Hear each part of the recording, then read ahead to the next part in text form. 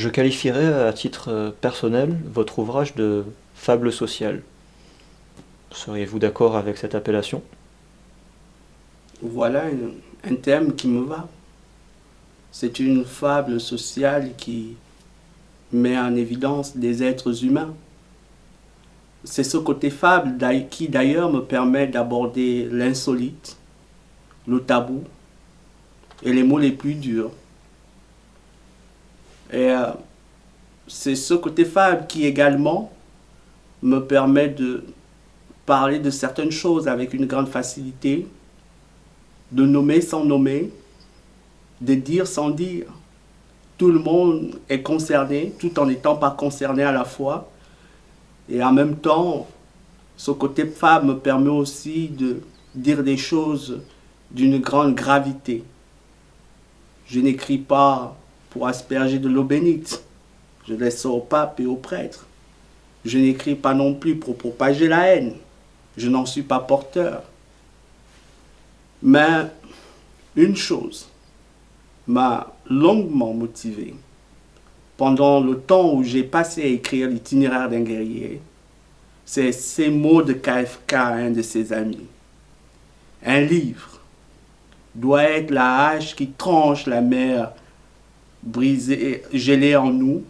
Si en lisant un livre, on n'a pas l'impression de prendre un coup de poing sur le crâne, alors à quoi bon le lire?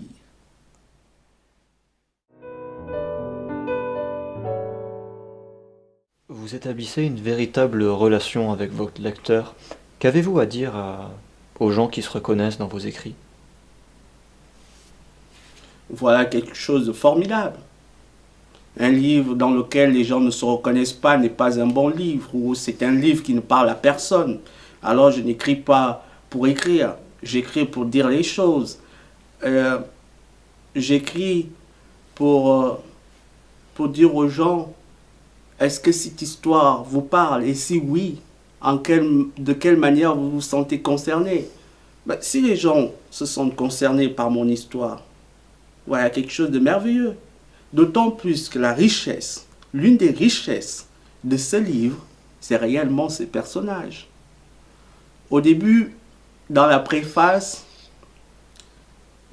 je conduis mon lecteur en erreur quand je lui dis qu'il ne sera pas question de contes de fées, de pierres précieuses, diamants, rubis et saphirs et j'en passe.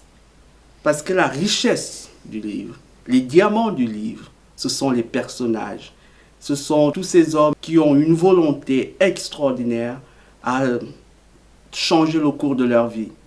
Et à tous ceux qui, n'est-ce pas, se sentent visés d'une façon négative, je leur dirais qu'il ne s'agit pas d'eux.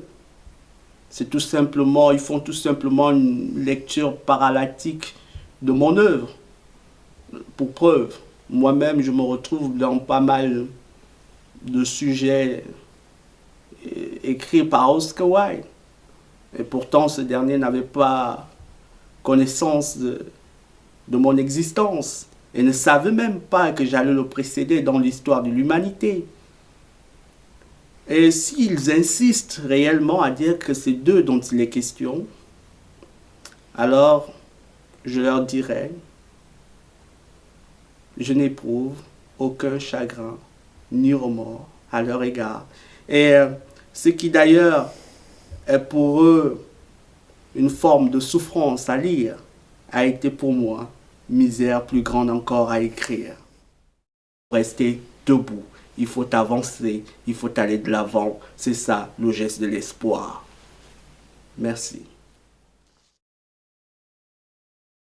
Brice Alogoela, je vous remercie pour cet entretien que vous nous avez accordé.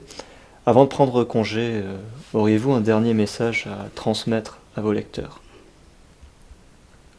Le message le plus important dans l'itinéraire d'un guerrier, c'est le message d'espoir.